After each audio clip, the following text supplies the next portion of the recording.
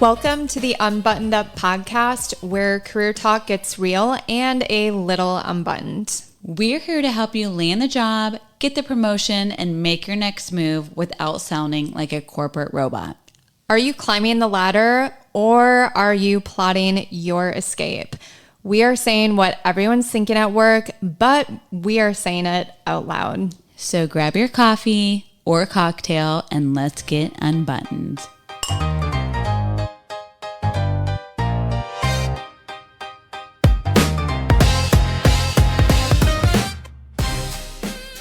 Welcome back to the Unbuttoned Up podcast. This is Steph. And Catherine. And we're here to talk about why people really quit their jobs.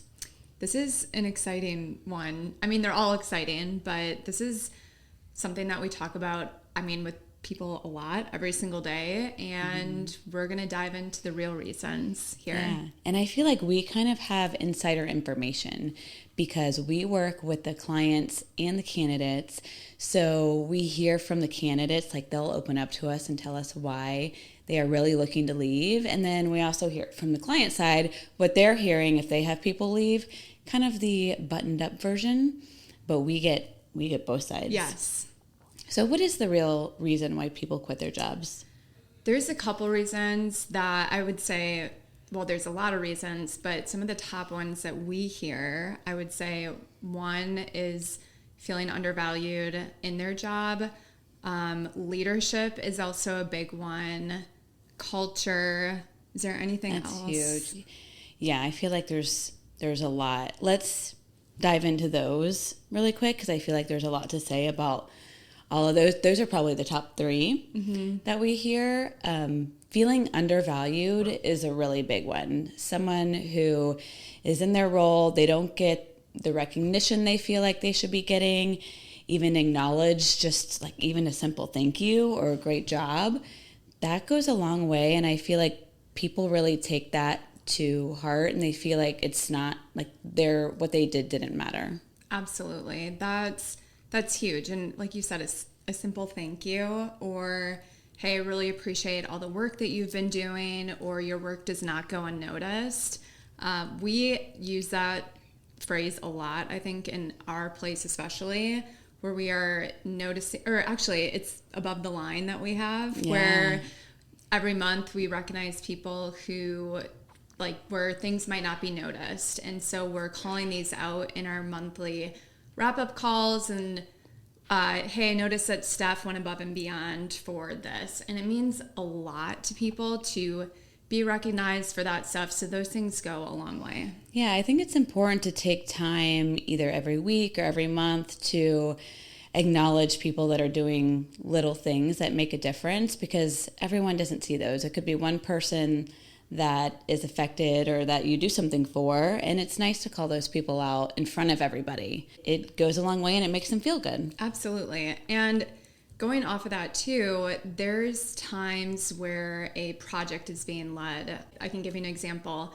There's a project that, a huge project that this company was working on, and one of the leaders took credit for a lot of the work for that project. And so someone on that team was looking for a new job because they were doing so much in that project, but it wasn't recognized at all. And so this person was looking and had been at the company for a long time, but it was a situation that meant a lot to this person. And so that's just one example that I've heard of. But yeah, so it's not always about the pay or, any of that. It's about how you feel in a company, which I think goes along with culture that you mentioned, just being in a place that you feel valued and that you get along with everybody and feel respected.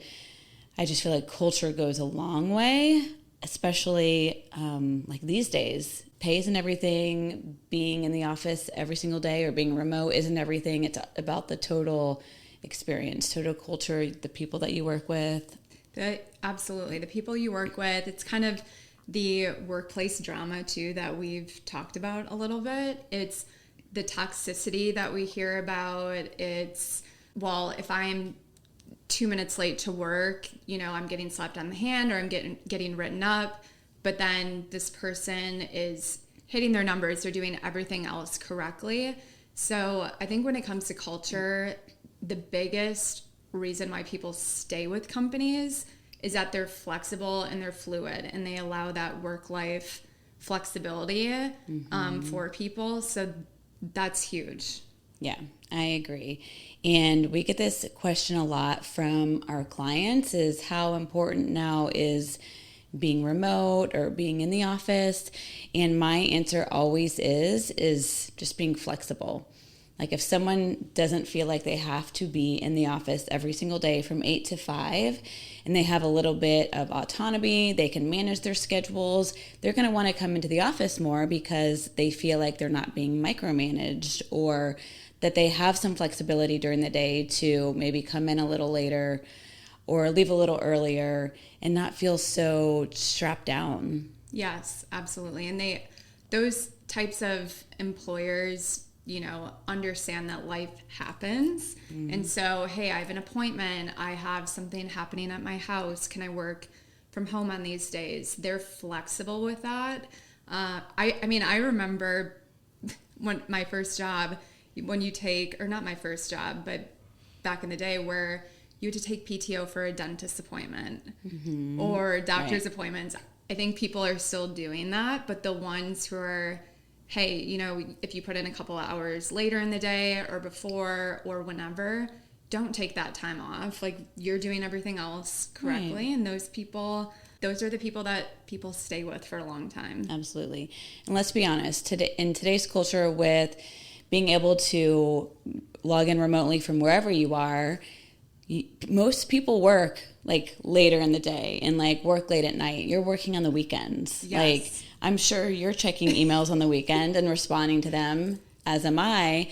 At that point you want to, because you feel like you have flexibility during the week that you want to put in the extra time to do good. Yes, I totally agree with that. And if you are gone, communicating too with your coworkers, hey, I'm out, but I can get to this later. That's also something really important, I think. But yeah, we are working not just 8 to 5. I think our job really never stops, but we enjoy what we do. And most people will do that, like you said, if there's some flexibility. So yeah, I think culture too starts from the whole team, but a lot of times management just putting those kind of boundaries in place and not micromanaging your team, communicating, being consistent with everybody.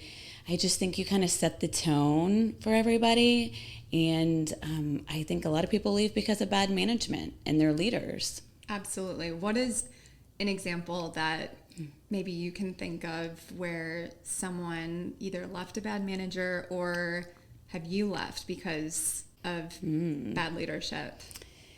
Well, I haven't necessarily left because of bad leadership. I have left before. This was like my first job whenever my boss left and a new one came in, and the new one was definitely more micromanaging than my other one, and I wasn't used to that. I was used to having my flexibility and autonomy, so I didn't like feeling like I wasn't like trusted. But obviously like he was new, and so I left because I was not happy with just the new way that he was managing and not feeling valued. So I guess I kind of left because of a manager. Yeah. What about you? I left a job not because of bad leadership, but micromanaging. That where, I might not have hit my numbers, for 1 or 2 months in a row. And then it was like, okay, now you're kind of on the chopping block type of thing. And I didn't like that feeling of anxiety or anxiousness. I would have appreciated more of like a coaching. Yeah. Hey, let's have a conversation. How can we improve, or what are you currently doing and how can we get there? And it was more so of, okay, well, you're not hitting these. And that just wasn't a good feeling for me. And now I've had amazing experiences where if I do have 1 or 2 months like that, it's more so of a learning lesson of what did I do this month that I can do better. And that was a big reason. I also, I'm trying to think of another situation. Yeah, I think that's the biggest. Yeah. It's the only one that really stands out to me. which I feel like whenever you're especially starting off in your career, managers and leadership knowing that and getting you the training that you need in order to be successful. Yes. And the expectations need to be there. So yeah, I think that's a good point. Coaching and training is super important rather than just like, okay, you didn't hit your numbers, you're done. Or you're going to be done if you don't hit them next month. It's like, okay, well, how can you help me get there? Yes. How can we do this? So yeah. And I think with that, setting really clear expectations up front of, hey, this is what, we really are looking for in your first 3 to 6 months or 1 year. This is our goal for you. And then how are we going to train you to get there? I think sometimes, mainly in sales positions, I would say that we work on, there's unrealistic expectations. And it's like, okay, they need to hit this quota within the first 3 months or within 6 months. And it's really tough to hit some of those numbers if you're not creating a training for those people, right? And kind of talking through some of that stuff. So these are some real scenarios that, conversations we have. Also, burnout is a big one. I feel like people that travel a lot, people that are expected to work 24/7 and you're not given that flexibility and there's no boundaries. You're constantly reaching out after hours or like just throughout the day, just kind of overloading your employees, always being on and never expecting them to take a break. I think burnout is a real thing and we see it all the time. And I think that's another big reason that people leave. Absolutely, especially in those travel positions that you mentioned where it's like, hey, they're going to be traveling 30 to 50% of the time, but when they're not traveling, we're wanting them either in the office or hybrid. Those situations can really burn people out quickly, like you mentioned, and it's important to acknowledge what triggers you with burnout, how to manage that, when to say no. So it's good to know yourself too in those situations, and then also communicate that, I think, with your leadership. Some people have had those conversations and things can change and it's acknowledged, or, hey, we'll give you some flexibility here. You've been doing all of these things right. But if it keeps happening and you're, not putting your health and mental health and physical health first, and that's a time when, it might be good to make a change. So, yeah, I would say burnout isn't just at work. It has to do with what someone is dealing with at home and in their personal life as well. So as a leader or as a manager, really talking to your employees and learn what is going on, personally. Is there anything that you want to talk about? That way you're understanding, do they have the capacity to handle all the things at work in addition to at home? Or maybe they recently had a baby, or, who knows, a sick parent, anything. Yes. Really just understanding what's going on at home as well, because that, I feel like people get very overwhelmed with everything in life. It's just not one piece. It's what's going on at home and at work. I completely agree with that. Communication is key, personally and professionally. So is there anything else that you would add to? I was just going to add to that is these are all the real reasons that we hear people leave and why people quit their jobs and look for other things. What we're hearing from our clients and the story that you're hearing overall from your employees maybe is that it's money, is that it's the surface level stuff. It's not the real reasons that they're leaving. Mm-hmm. We're hearing the real stories, but as an employer, it's digging down and understanding the real reasons people are leaving.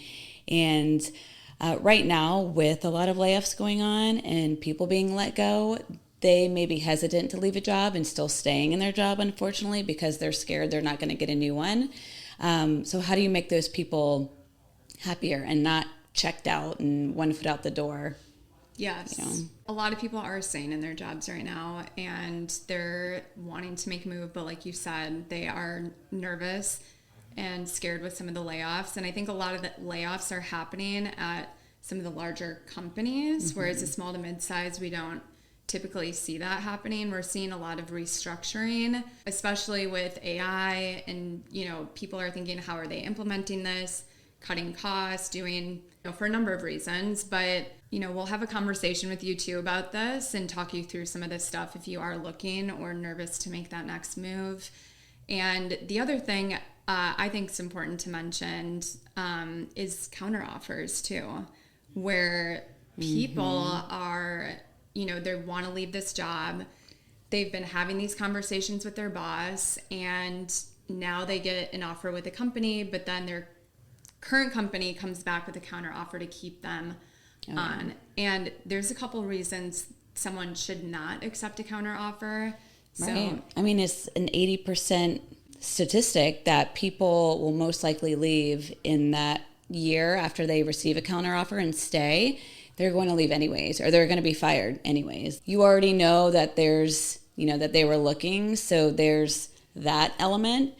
So once you accept a counteroffer, you're most likely going to be gone in a year anyway. So not a good idea to accept a counteroffer. And as an employer, why would you want to counteroffer someone who was looking to leave? There's obviously another reason why they weren't happy there. So uncovering what is that real reason, and they're probably not happy there in the first place. So agree. Yes. And there's a lot of times where someone accepts a counteroffer, the client's coming to us and they're saying, hey, this person put in their 2 weeks notice. We need to find a replacement for them. They're actively looking. That happens a lot of the time. On the candidate side, not a good idea either to accept a counteroffer, because if someone didn't see your value in the first place, I think personally, and you've brought up these conversations about, hey, this is why I'm not happy, or I'm looking for a little bit of pay increase, and here's why, here's the examples. And if they don't give it to you and you're leaving because of that reason, they come back with a higher number. Well, I'd be questioning, did they see my value from that initial conversation? Right. So there's a lot of reasons on both ends where that's not a good idea. No, it's kind of like a breakup. Like whenever you break up with someone, but then they convince you to stay, so you stay. Like, what's the likelihood that you're going to be together? Yeah. Long term, anyways. That's a great analogy. Staffing in relationships and breakups. They go, yes. They are very similar. Very similar. Yes. Well, this has been great. Yes. I want to hear what other reasons, or what are some things that you've heard from employees that you've heard why they've left, or if you've left for a certain reason, like, let us know. We want to hear all of your reasons, and we can bring them up on a future episode. Yes, and any of your wild stories, we'd love to hear them too. The crazier the better. Crazier the better. We'll keep them confidential, but we definitely want to hear from you. Remember to always stay bold, stay curious, and a little unbuttoned.